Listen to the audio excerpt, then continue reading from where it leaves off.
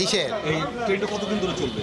ট্রেনিংটা তো ধরো এক ব্যাচ যাবে, আরেক ব্যাচ আসবে, এক ব্যাচ যাবে, আরেক ব্যাচ আসছে ইলেকশনের আগ পর্যন্ত। মেয়াদ কতদিন স্যার এটা? নির্বাচনের সময় এসপিদের যে পরিবর্তন সেটা ক্যামেরা দিকে কাদের পরিবর্তন হবে কিনা? স্যার ক্যামেরার দিকে স্যার শোনেন, এসপি ওসিতে এই যে পরিবর্তন এটা তো কন্টিনিউয়াস হইতেই থাকতেছে, এটা হইতে থাকবে, এটা তো সবসময় পোস্টিং হইতেছে। নির্বাচন কেন্দ্র করে হবে কিনা? নির্বাচন কেন্দ্র করে হবে কিনা সেসব আপনারা হইলে দেখতে পারবেন। এখন থেকে প্রস্তুতটা কি স্যার? আজকে একটু এখন থেকে প্রস্তুতি হলো, আজকে হলো আমরা প্রস্তুতি নিতেছিলাম যে এটা জিজ্ঞেস করেন না, এটা মাদকের ব্যাপারে, যে মাদকটা কিন্তু আমাদের সমাজে যেইভাবে রন্ধে রন্ধে ঢুকে গেছে, এইটাকে কিভাবে বন্ধ করা যায়। এই জন্য আমরা কক্সবাজারও আপনারা জানেন আমরা বিরাট একটা হাই কমিটি গিয়েছিলাম এবং তাদের যে অ্যাচিভমেন্টটা কি এইটা দেখার জন্য।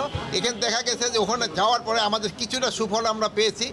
মাদকের ধরার পরিমাণটা অনেক বাড়ছে, কিন্তু মাদকের কেরিয়ারগুলি ধরা পড়তেছে, কিন্তু গডফাদারগুলি এখনও ধরা পড়তেছে না। গডফাদারগুলি ধরা না পড়ার আমাদেরও কতগুলি সংস্থা আছে, তাদেরও কিছুটা দায় রয়ে গেছে। আমরা সবার থেকে সব ধরনের সহযোগিতা পাচ্ছি, তার থেকে সহযোগিতা পাচ্ছি না এগুলি আমি আপাতত বলতে চাচ্ছি না, বাট অনেক আছে যাদের থেকে আমরা সহযোগিতা পাচ্ছি।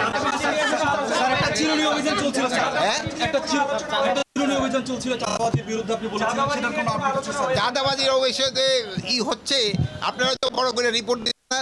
গুলশানের কিন্তু চাঁদাবাজকে আমরা ছাড় দেই নেই, গুলশানের চাঁদাবাজকে ধরছি না, কোনো চাঁদাবাজকে ছাড় দেওয়া হবে না। সে যত বড় লোকই হোক এবং যত প্রভাবশালী হোক না কেন, তাকেই ছাড় দেওয়া হবে না। যদি কোনো আমি তোমার কাউকে ছাড় দেওয়া হবে না, যে যত পরিচয় দেওয়া হোক না কেন, তাকেই ছাড় দেওয়া হবে না।